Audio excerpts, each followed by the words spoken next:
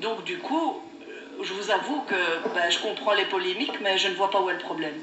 Merci, je précise que Mme Liani s'exprime...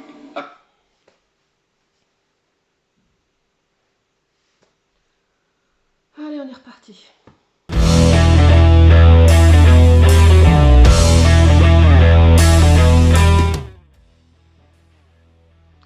Un petit coup de café, je crois que j'en vais avoir besoin aujourd'hui.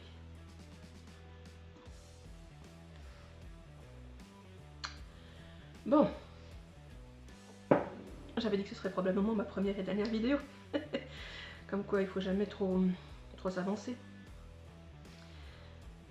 Petite remise en contexte de l'affaire.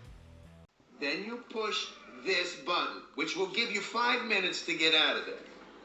Now, whatever you do, don't push this button, because that will set off the bomb immediately and we'll all be dead. Now, repeat back what I just said. I'm good. Uh-huh. I'm good. That's right. I'm good. No! No, that's the button that will kill everyone. Try again. I'm good. Mm-hmm. I'm good. Uh-huh. I'm good. Donc nous sommes en mars 2021.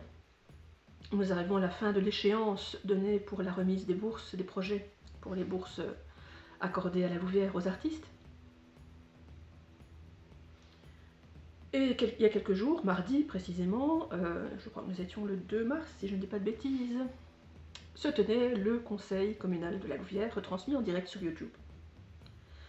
Alors je ne vais pas reprendre point par point tout ce qui s'est dit, je ne vais même pas citer de nom, pour éviter de prendre parti ou quoi que ce soit. Je vais vraiment pointer les choses qui se sont dites et qui m'ont semblé vraiment problématiques, dans le ton, dans la formulation, dans peut-être le message aussi que ça véhicule. Je vais vous mettre tout de suite ici en lien de vidéo le timecode du conseil communal, donc au moment où on a parlé de ce sujet. Je vais vous mettre aussi la retranscription écrite en dessous de cette vidéo du sujet, au cas où vous n'auriez pas envie d'aller voir le débat. La retranscription est quasiment au mot près, il y a juste un passage que je n'ai pas retranscrit, qui est une intervention extérieure pour repréciser un montant, ce qui n'intervient pas ici dans l'affaire de l'appel à projet de la Louvière.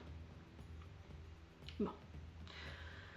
Alors, une des premières choses qui est dite, c'est, eh bien, on manifeste un étonnement par rapport au nombre de projets qui ont été rentrés sur cet appel à projet louviérois. En effet, il n'y a que 4 dossiers qui ont été remis. Effectivement, sur les 30 dossiers alloués, ça fait peu. J'ai un premier problème par rapport à ça, c'est la manière dont c'est dit. Je vais être claire, on parle de manque d'élan, à la limite de manque de motivation. On nous parle qu'on devrait faire preuve d'adaptation. Ok, non. C'est une façon de formuler les choses que je n'accepte pas. On est à la limite de victim bashing, à savoir de retourner la charge de la culpabilité vis-à-vis, non pas de l'appel à projet qui n'est pas attrayant, mais retourner la charge sur les artistes qui ne sont pas motivés. Personnellement, non, je ne suis pas motivée pour participer à ce projet parce que ça ne va rien me rapporter au niveau d'une aide réelle par rapport à ma situation actuelle. Et je pense que c'est le cas de beaucoup de personnes.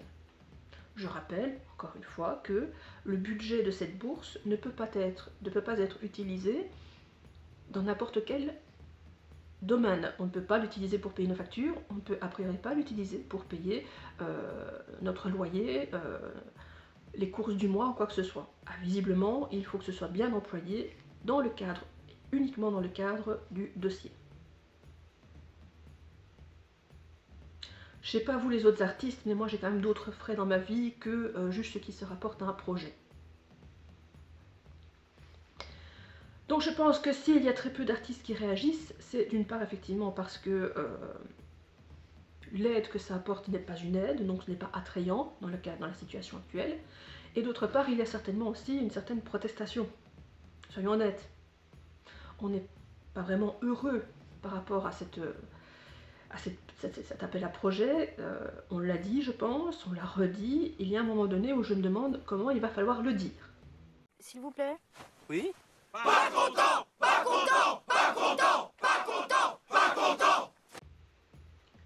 C'est peut-être une solution, ça. Voilà, bon, ça c'est un premier point, c'est ce fait qu'on revienne sur le fait qu'il n'y ait pas beaucoup d'engouement par rapport à cet appel à projet. Voilà. Je pense qu'on l'a dit, redit, redit, je ne sais plus trop comment le dire, je le répète. Le deuxième point qui m'interpelle, c'est effectivement, c'est au fédéral à aider. C'est pas la charge de la commune d'être la seule à apporter une aide aux artistes, on est bien d'accord, il doit aussi avoir une aide qui arrive du fédéral. Dans ce cas-là, j'ai envie de dire aussi que, a priori, les communes actuellement ont reçu un certain budget, que je ne vais peut-être pas citer, même si j'en connais les chiffres, pour aider à la relance économique. Et dans cette relance économique, on ne parle pas que de l'hôtellerie ou de l'horeca ou des métiers de proximité, mais on parle aussi de la culture et donc des artistes. Voilà. A priori aussi, de ce que je peux savoir du fonctionnement de ce genre d'argent qui est donné par le fédéral, c'est donné par rapport à la taille de la commune, par rapport au nombre d'habitants de la commune. Bruxelles a débloqué des aides aux artistes à 2 reprises. D'après les informations que j'ai reçues, il n'y a pas eu d'appel à projet pour ces aides de Bruxelles, et donc tous les artistes de Bruxelles ont pu en bénéficier.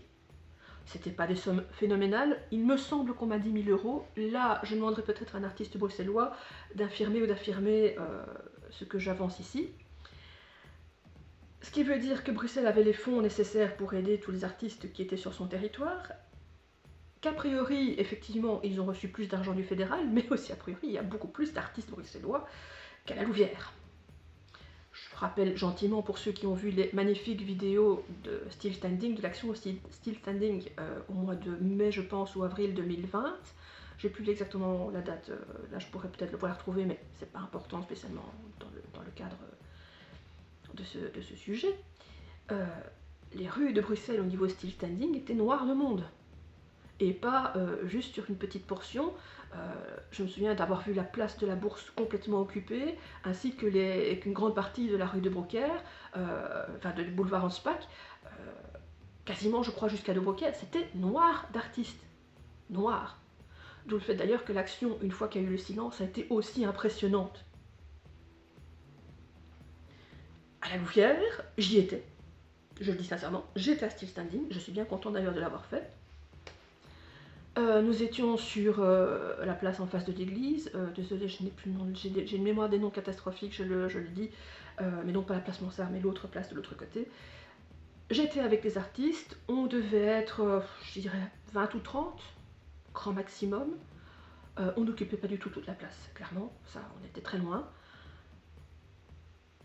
Je ne pense pas que tous les artistes étaient présents, mais je ne pense pas du coup que nous soyons aussi nombreux qu'à Bruxelles. En termes, je dirais, de proportionnalité par rapport à la population louviéroise. Donc si Bruxelles a pu aider 2 fois ces artistes avec les budgets alloués par le fédéral, il me semble qu'il aurait été possible d'aider au moins une fois les artistes à la Louvière avec le budget alloué par le fédéral. Et ce sans attendre ce fameux statut d'artiste, puisque nous savons que ça va traîner. En fait, quelque part, on en revient toujours un peu à la même question. On est capable de débloquer des fonds, facilement. Je rappelle encore une fois qu'il y a eu un terme derrière de justificatif, hein, on justifie de débourser ces fonds. Et ça ne pose aucun problème visiblement de justifier de débourser ces fonds pour des sections comme l'hôtellerie, puisque c'était le sujet à ce moment-là sur la table lorsque on en est venu parler des artistes. A priori aussi, de ce que j'ai cru comprendre, l'horeca aurait aussi une aide. Je ne sais plus ce qu'il en est des métiers de proximité, j'espère qu'ils auront une aide aussi, mais bon, là, je ne sais vraiment plus ce qui avait été dit ou pas. Et ça veut dire que pour ces secteurs-là, débourser un montant, quel qu'il soit, a été facile à justifier. Mais que soudainement, on se retrouve en panne de justificatif lorsqu'il s'agit du secteur culturel et artistique. Et c'est là que ça me pose un gros problème. Pourquoi est-ce si difficile que ça à justifier? Qu'est-ce qui fait que nos métiers à nous soient soudainement plus problématiques au niveau d'une aide que les métiers de l'ORECA ou que les métiers hôteliers? D'autant plus grave dans l'affaire, que l'ORECA a été fermé, donc forcément ils ont besoin d'aide, et c'est toujours fermé d'ailleurs. Les hôtels, a priori, sont ouverts. Ils ont fermé, je pense, lors du premier confinement en mars 2020, mais il me semble qu'au deuxième confinement, ils n'ont pas été fermés du tout. Donc a priori, même si leur chiffre d'affaires a chuté, ils ne se retrouvent pas dans une situation aussi catastrophique que l'ORECA, et certainement pas aussi catastrophique que la culture, qui est fermée, elle, depuis mars 2020. Parce qu'on n'a pas vraiment eu de reprise depuis. Donc expliquez-moi pourquoi il est plus facile de justifier d'aider le secteur hôtelier que d'aider les artistes qui n'ont rien depuis mars 2020. Beaucoup n'ont pas eu droit au droit passerelle, beaucoup n'ont pas accès au chômage, beaucoup ont été refusés par les CPS, je le rappelle gentiment. Je ne sais pas au niveau de la Louvière comment ça se passe, mais là je parle d'un point de vue vraiment global et général. Beaucoup n'ont plus aucun revenu. Certains ont juste un revenu temporaire, de chômage temporaire artiste, qui a été heureusement accordé par le fédéral. Hein. Quand on dit que le fédéral ne fait rien, je suis désolée, mais sur ce coup-là, on a été quand même vachement contents, en tout cas ceux qui en ont bénéficié, ils ont été vachement contents d'avoir ce revenu de chômage exceptionnel. Et puis il y a ceux évidemment qui ont le chômage artiste. Mais bon, on ne parle pas de revenus de 2000 € par mois, hein. On parle de 1000, peut-être 1200 € par mois, grand maximum, pour ceux qui ont un revenu. Ne parlons pas de ceux qui sont au CPS, je sais combien on touche au CPS en tant que cohabitant. Alors si monsieur artiste n'est pas cohabitant, ouf, il est sauvé, s'il est cohabitant, c'est 600 €. Donc voilà, je ne comprends pas pourquoi c'est si difficile de justifier une aide pour un secteur qui est complètement à l'arrêt, mais que ça ne pose pas de problème de justifier cette aide pour un secteur qui ne s'est pas arrêté comme l'hôtellerie. Donc du coup, je ne comprends toujours pas pourquoi la Louvière a autant de problèmes à nous aider, nous, et a besoin de faire un appel à projet.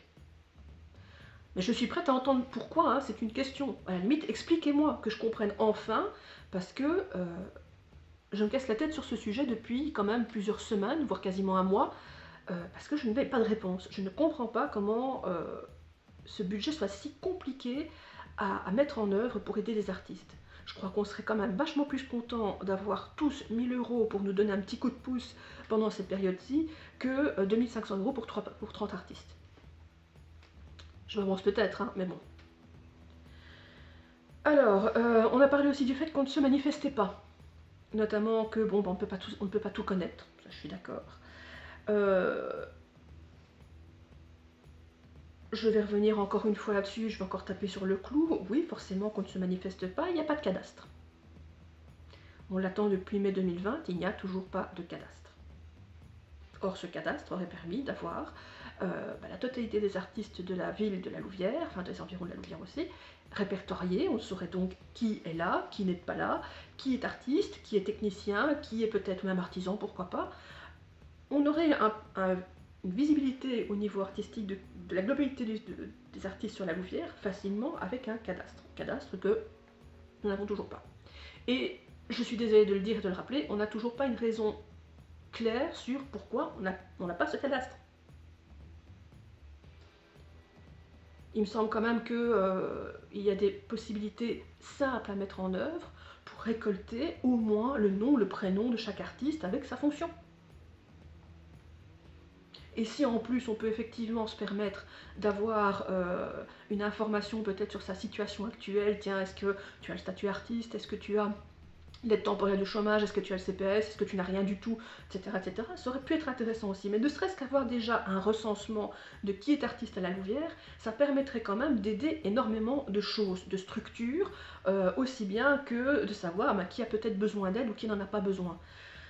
Mais on n'a pas de cadastre. Donc voilà. Alors j'ai cru entendre que chaque structure culturelle a une liste, magnifique, et on fait comment pour faire partie de ces listes? On travaille pour la structure, ok, et si on ne travaille pas pour la structure, on fait comment? C'est un petit peu ça aussi quand on dit qu'on ne se manifeste pas. Moi je veux bien, je l'entends bien, mais j'ai envie de dire, voilà, Je sais que j'ai envoyé pendant une période mes CV partout, dans énormément de structures, dont des centres culturels et des structures culturelles. J'ai postulé par 2 fois au Rock'n'Roll à la Louvière pour un événement. J'ai participé à des événements à la Louvière, dont 2 années de suite à Agnès Sorcière des Loups, et je pense que j'étais relativement visible. Également aussi 2 années au petit Montmartre de la place Mansart. Pas dire que je me sois fait discrète. J'ai été interviewée par des journaux. Je ne parle même pas de mon passage à Antenne Centre parce que c'était pas dans le cadre de mon travail, donc pour moi ça ne fait pas partie des choses, mais j'ai été interviewée par Le Vlan de la région, et je pense que c'était La Libre. Ça je pourrais retrouver parce que de mémoire, je ne sais plus, mais ça fait déjà quelques années. Mais j'ai été interviewée par quand même, c'est pas le petit journal du coin qu'on ne trouve qu'ici, La Libre, c'était dans l'édition du centre, c'était La Libre. J'ai aussi participé, comme je disais, à Still Standing. J'ai même remis à des personnes qui normalement étaient au conseil communal un projet, je crois que ça fait 3 ans maintenant, de création d'un atelier, un atelier collectif pour les artistes et pour les artisans. Je ne vais pas détailler ici le projet, mais je l'ai présenté, j'en ai longuement discuté avec quelqu'un qui m'a dit que ce projet allait être présenté, je pense, en réunion ou au conseil communal, mais là, je vous dis que ma mémoire me fait un peu défaut, je n'ai pas enregistré les détails. Toujours est-il que ça fait 3 ans que j'ai jamais eu de réponse, j'ai même pas eu un retour me disant non, ça ne nous intéresse pas. Auquel cas, j'aurais pu moi prendre des dispositions, lancer par exemple un crowdfunding, trouver un bâtiment et lancer ce projet. Le fait d'être resté complètement dans le vent m'a, je le dis honnêtement, clairement, complètement découragée. Ça m'a même dégoûtée. Vraiment. Donc, avec tout ce que moi déjà j'ai fait de mon côté pour me faire connaître au niveau louviérois, j'en viens à me dire, si d'autres artistes font autant que moi, ou même la moitié de ce que moi j'ai fait, il y a un moment donné où si on nous dit qu'on ne nous connaît pas, on va devoir faire quoi? Se balader avec une pancarte et plein de néons tout autour, avec artistes et des flèches sur nous? Enfin, un petit peu de logique quelque part. S'il n'y a pas de cadastre, donnez-nous au moins des moyens pour qu'on se fasse connaître, des moyens réels, et pas juste travailler à la commune ou dans un centre culturel. Trouvons d'autres solutions pour être connus. Bon, alors, l'autre sujet, c'est les réseaux sociaux. Bon, ça c'est un gros pavé. Très gros pavé. On parle de polémique sur les réseaux sociaux. On parle qu'il n'y a pas eu de répondant de la part des artistes lors de discussions sur Facebook notamment. On parle d'agressivité.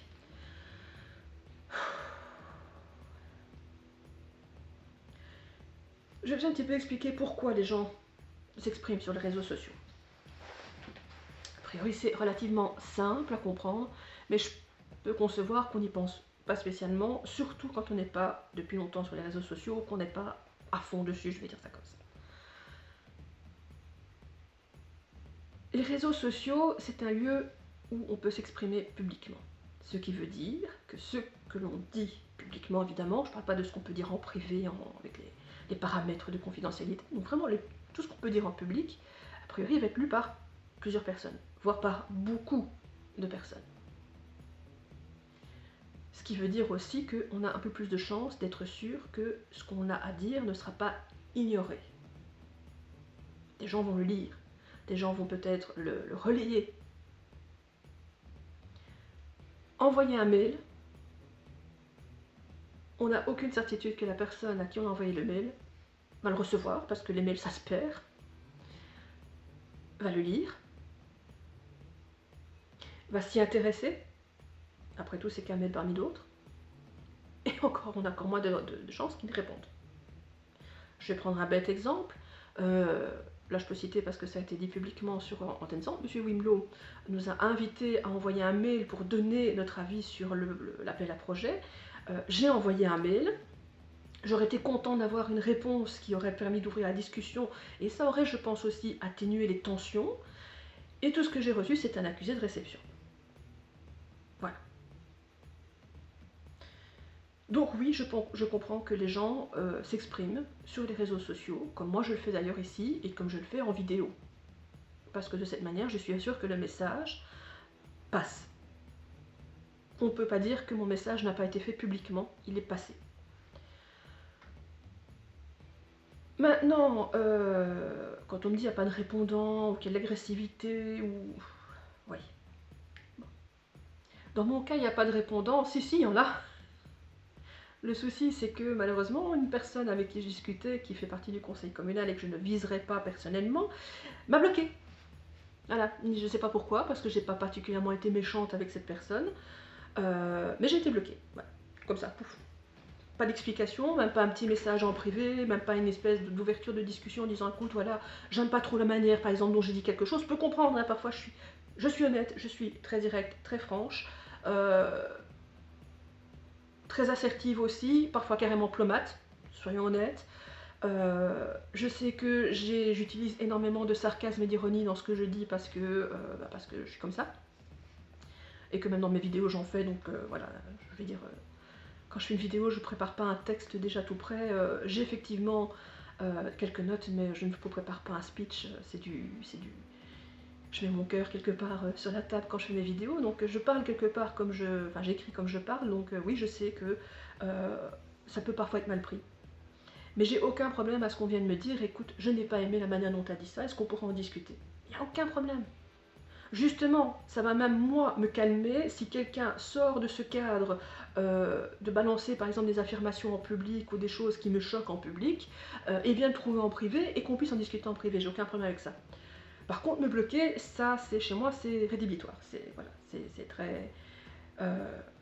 on parle d'agressivité, ça pour moi c'est une agression, pour moi. Je le vis vraiment comme une agression, dans le sens où bloquer quelqu'un pour moi, ça veut dire je ne veux ni te voir, ni te lire, ni t'entendre, ni te parler. Voilà. C'est pour ça que d'ailleurs moi je ne bloque pas les gens parce que j'estime que c'est une... on met fin complètement, définitivement à toute possibilité de discussion. Et pour moi personnellement que j'en arrive là, c'est que la personne, soit c'est quelqu'un que je ne connais pas qui me harcèle en message privé, mais c'est un autre cadre, soit c'est parce que vraiment cette personne a été beaucoup trop loin vis-à-vis de moi, pour que j'en sois au stade où pour me protéger, je dois bloquer la personne. Et ça m'est arrivé jusqu'à présent, je crois, 1 ou 2 fois. Donc sur toute la période où je suis sur Facebook, ça fait pas beaucoup. Hors harcèlement, je reprécise. Et donc voilà, moi à partir du moment où quelqu'un me bloque, forcément, vu le message que ça me renvoie, eh bien je ne vais pas commencer à envoyer des messages par mail ou téléphoner à cette personne, même si elle m'y invite. Parce que si elle me bloque sur Facebook, je n'ai pas particulièrement envie qu'on se dise que je la harcèle par mail ou par message, ou par téléphone. Donc voilà, ça c'est un petit peu le problème. J'ai aussi eu un retour qui ne m'a pas fait particulièrement plaisir sur les raisons possibles pour lesquelles j'aurais été bloquée. Et c'est pour ça que je vais vite faire un petit aparté à ce sujet. J'aurais été bloquée parce que je suis en contact avec des personnes qui ne sont pas en odeur de sainteté au niveau communal. Bon.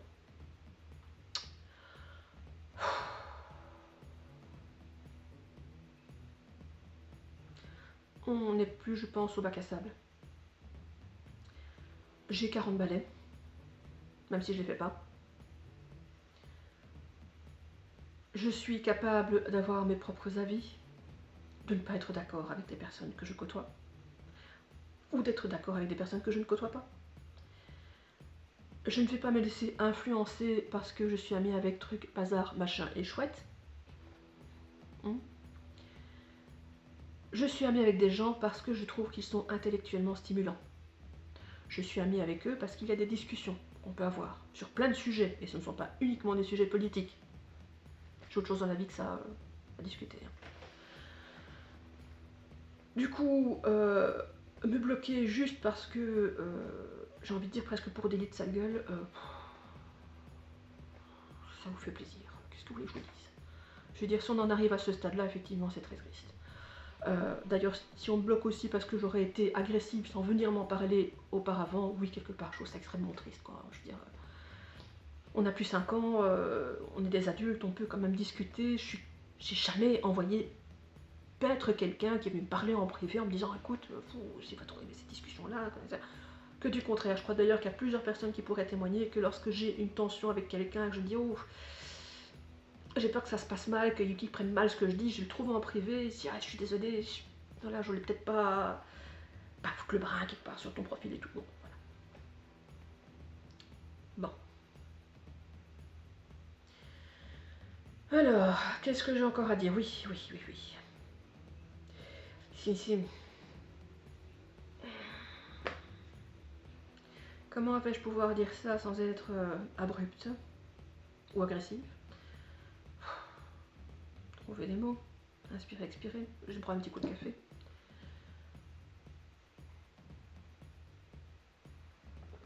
Dieu merci, j'ai mon café. Bon.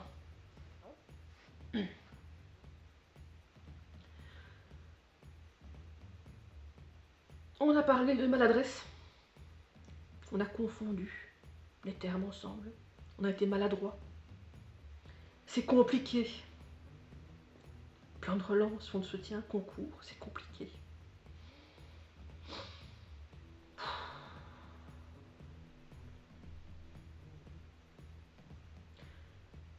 A priori, vous, de façon très globale, vous êtes des politiques. J'ose donc supposer que vous avez une certaine maîtrise du vocabulaire. Quand on dit souvent que les politiques savent manier la langue et savent généralement parler comme des politiciens, c'est qu'il y a derrière une connaissance du vocabulaire et aussi une base de communication. Là, on parle quand même de confondre un concours, ou dans ce cadre précis, puisqu'on n'arrête pas de dire que ce n'est pas un concours, du travail spéculatif. Allez voir la définition si vous ne connaissez pas. Confondre donc ce terme de concours ou de travail spéculatif avec un plan de relance et un fonds de soutien, il va falloir qu'on m'explique, très sérieusement, comment c'est possible.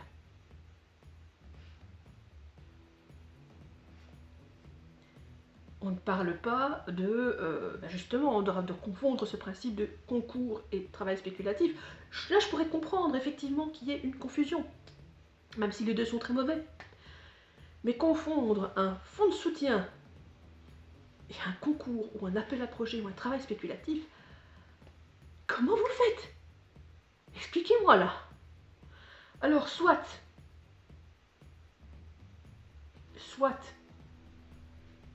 dans le meilleur des cas,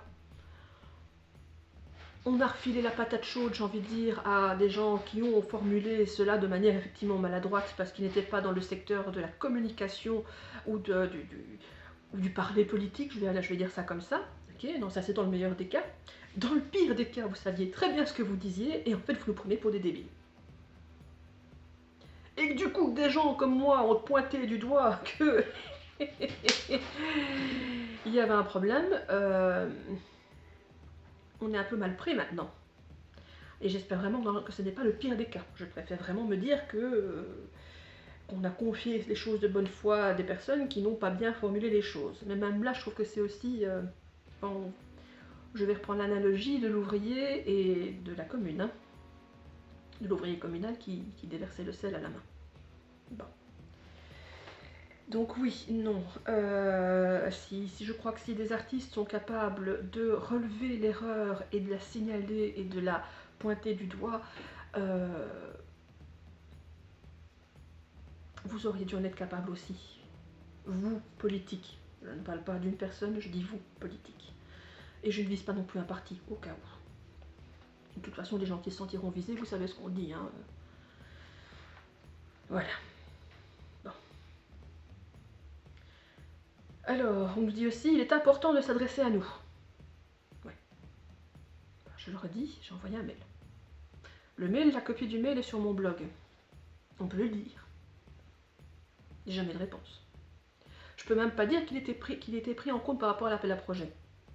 J'ai pointé des points du moins grave au plus grave, ça me semblait le plus logique, donc de commencer par les choses qui sont un peu des pécadilles quelque part, et de pointer ensuite les trucs qui étaient extrêmement graves par rapport à l'appel au projet.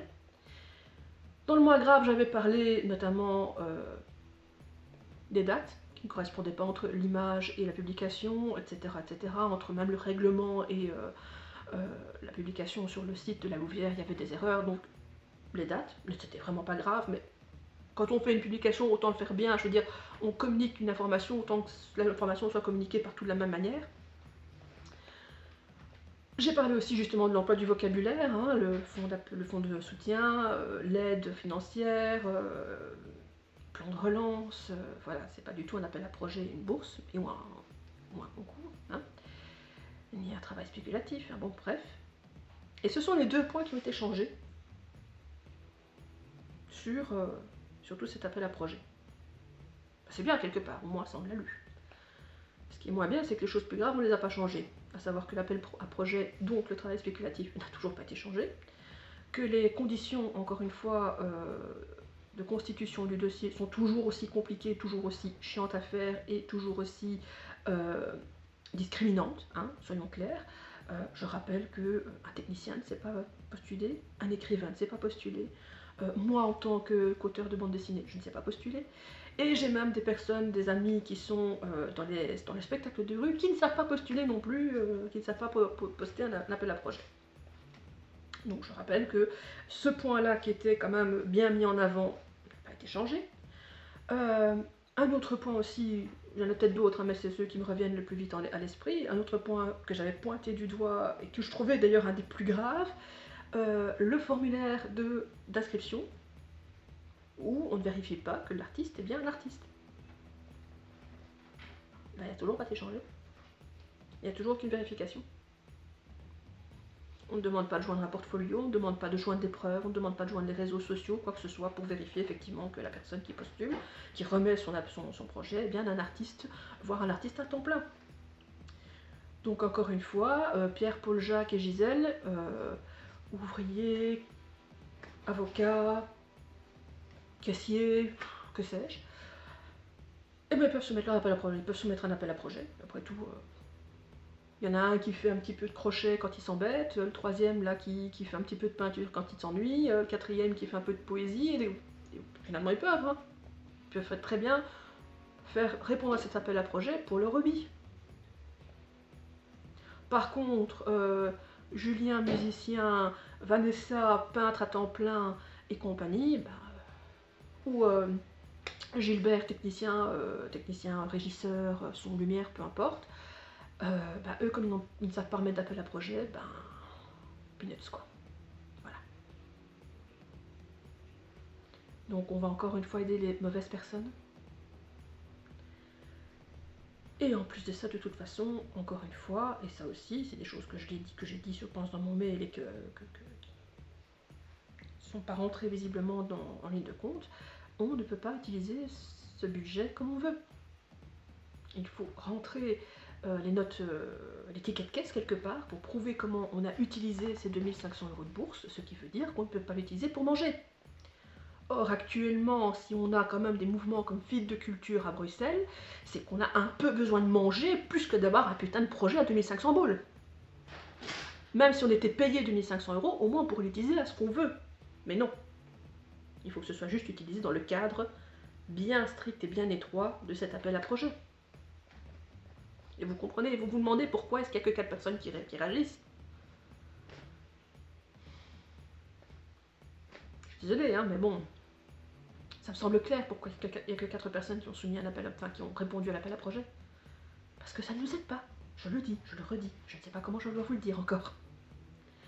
Vous voulez une idée, par exemple, de choses que vous auriez pu faire? Je vais donner une idée comme ça, complètement dans le vent, hein, ça vient de me popper dans l'esprit.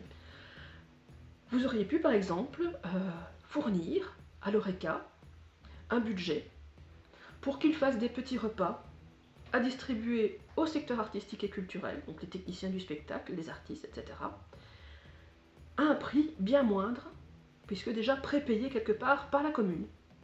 Et donc, ça aurait permis à des gens qui ont du mal à se faire à manger d'avoir peut-être un bon repas fait par un restaurateur à 1 ou 2 €, et le restaurateur, lui, aurait gagné de l'argent parce qu'il aurait été payé pour le reste du repas par la commune. Voilà, ça c'était une aide. Ça c'était une aide. Peut-être voir avec les restaurateurs comment récupérer les invendus, parce qu'il y a certainement eu des invendus par moment, malgré le fait que c'était de la vente à emporter, et s'arranger pour récupérer les invendus et pour que les invendus puissent être distribués aux artistes qui n'ont rien à bouffer, ou aux techniciens.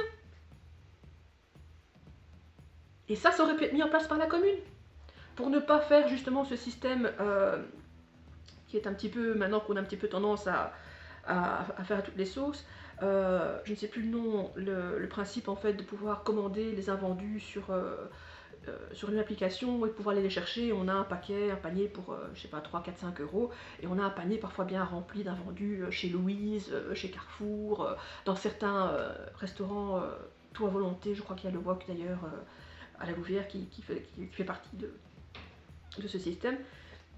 Ben là, on aurait eu encore un système à peu près équivalent, mais un peu mieux géré, parce qu'on en aurait fait bénéficier finalement que les secteurs qui sont à l'arrêt complet pour le moment, à savoir la culture. Ça aurait été un investissement intelligent. Ça aurait aidé des gens. Parce que quelque part, si on a quelque chose à bouffer, on est déjà content. Et ça veut dire aussi que cet argent qu'on économise sur notre bouffe, on peut le remettre dans la facture d'électricité du mois passé, ou peut-être dans le loyer de ce mois-ci et pas se faire jeter. Hein ? Et pas se retrouver sans abri. Donc voilà. Alors, je suis d'accord que, effectivement, comme ça a été dit, personne n'a la science infuse. C'est vrai. On ne peut pas tout connaître. Je suis tout à fait d'accord. Maintenant, par rapport à une situation qui génère autant de tensions, il aurait été vraiment intéressant de reconnaître ses erreurs, de dire ok, on s'est planté. Ça arrive. Vous êtes humain. Vous pouvez vous planter. Vous avez le droit, vous êtes faillible, vous n'êtes pas parfait. Et je préfère de très loin quelqu'un qui me dit j'ai pensé à ça, je pensais vraiment que ça serait bien, je pensais vraiment que ce serait intéressant. Ouais. J'avais pas vu ce détail-là, je suis désolée, vraiment, c'était parti d'une bonne intention. On va faire autre chose. J'aurais préféré ça que d'avoir cette obstination, parce que c'est à ce stade-là, c'est l'obstination, à absolument faire ce projet. Il faut absolument qu'on fasse cet appel à projet et on ne fera rien d'autre. C'est appel à projet, appel à projet, appel à projet, appel à projet. Voilà, ça c'est de l'obstination, c'est pas sain. Personne n'a la science infuse, mais là vous ne reconnaissez pas vos erreurs et vous continuez à vous enfoncer dedans, à creuser. Et c'est stupide. Je suis désolée de le dire comme ça, je dirais même comme mon ancien prof de français, c'est débile. Utilisons le bon terme et le bon vocabulaire, c'est débile. Et si vous ne savez pas ce que veut dire débile, vous allez voir la définition au Larousse, c'est gratuit. Comme je dis, heureusement j'ai du café, mais à ce stade-là, je suis en train de me dire que je devrais prendre une bière. Bon.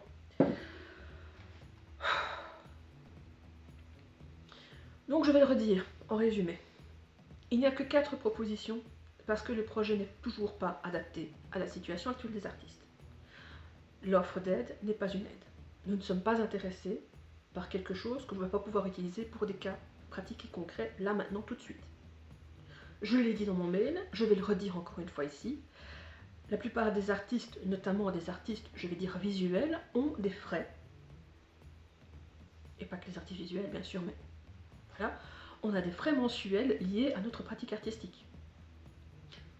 Je rappelle, juste pour le plaisir, des petits chiffres que personne ne connaît, mais comme ça, le public qui me verra aura une petite conscience que non, être artiste, c'est pas bon marché, c'est pas gratuit du tout. Un abonnement Adobe Photoshop, enfin Adobe, généralement la suite Adobe, c'est 60 € à peu près par mois. Un abonnement à 3ds Max pour faire donc de la 3 dimensions, c'est 205 $ par mois. Par mois. Ok ? Je vous dis pas à l'année combien ça coûte. Et surtout pas à l'achat. Là-dedans, il y a du matériel qui s'use, qui devient obsolète, qui doit être remplacé ou amélioré. Ce sont des coûts. Ce sont des coûts importants. Un excellent PC 3D, ça va chercher dans les 3 000 à 5 000 € de matériel. Parlons de ma catégorie, à savoir l'art traditionnel, vu que c'est principalement ce que je fais, même si je ne fais pas que ça.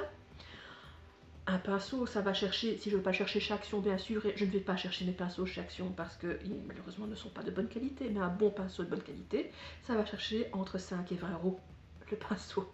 Oui, le pinceau.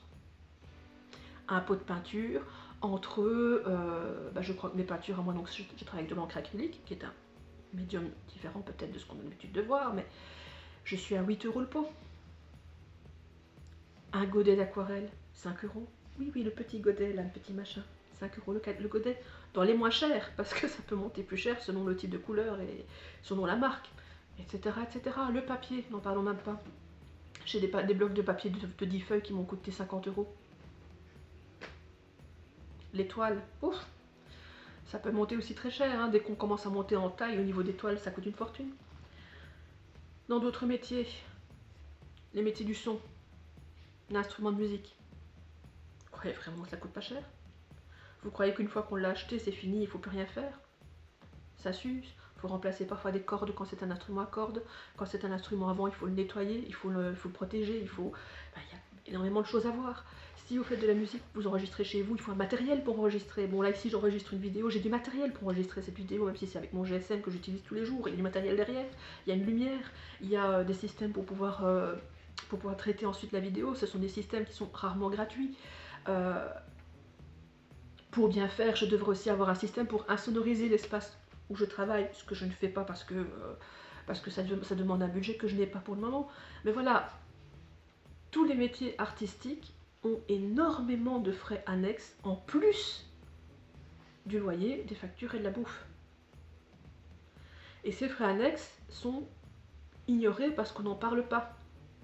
C'est pour ça qu'ici j'en parle. Un technicien également a du matériel.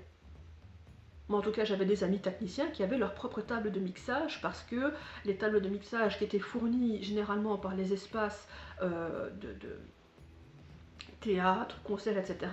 n'avaient pas tous les détails dont eux avaient besoin. Et puis quand on est habitué à travailler avec son matériel, j'avoue que c'est difficile de s'adapter sur n'importe quel autre matériel. Mais donc oui, voilà, c'est pour ça que ce projet n'est absolument pas, cet appel à projet n'est absolument pas adapté, parce que tous ces frais, il n'y a personne qui va nous aider à les payer, et certainement pas cet appel à projet. C'est pour ça que personne n'y réagit. Et c'est pour ça que c'est d'autant plus mauvais goût de nous faire une forme de victim bashing sur le thème. Si vous ne répondez pas à cet appel à projet, c'est de votre faute. Vous n'êtes pas motivé, il n'y a pas d'élan. De là à dire qu'on n'a pas besoin d'argent, il n'y a qu'un pas. Donc non, voilà, je répète encore, non, on ne répond pas, non pas parce que nous n'avons pas envie, ou pas de motivation, ou pas de courage de faire cet appel à projet, c'est parce que ça ne nous aide pas. Ça ne nous aide pas. Bon. Voilà, je pense que j'ai tout dit. J'ai encore fait une longue vidéo et j'en suis désolée, j'essaie toujours d'essayer de réduire au maximum, mais il y a beaucoup à dire. Je vais terminer cette vidéo par un petit message, une information que je vous transmets. J'espère que cette information sera vue, lue, entendue et partagée, parce que ça va être important. Devant l'inaction et le manque de ce cadastre que nous attendons donc depuis le mois de mai 2020, je répète, donc ça fait quand même bientôt un an, l'organisation Alteroniros, qui est une organisation culturelle, a mis en place, gentiment, un formulaire de recensement artiste. Ce n'est pas un formulaire extraordinaire, c'est un moyen de s'inscrire en tant qu'artiste avec des données que vous pourrez mettre à jour au fur et à mesure de votre situation. Vous le verrez sur le formulaire, certaines de ces données sont strictement privées et ne seront communiquées que si vous acceptez de les communiquer. Vous le verrez sur le formulaire. Mais donc voilà, c'est un formulaire qui est dédié aux artistes, aux techniciens et aux artisans. Donc pas uniquement les artistes, mais ces trois catégories. Allez vous inscrire dessus. Remplissez ce que vous avez envie de remplir. Rien n'est obligatoire, à part évidemment des données de base, hein, le nom, le prénom, l'adresse mail, comme toute inscription. De cette manière, on sera peut-être enfin recensé sur l'entité de la Louvière et on pourra dire que on ne peut pas tout connaître, mais maintenant vous avez une base de données. Voilà. Eh bien, sur ces quelques mots, je vais terminer mon café. Je vais me détendre. Je ne sais pas encore ce que je vais faire, mais je vais me détendre. Et je vous souhaite une bonne soirée et un excellent week-end.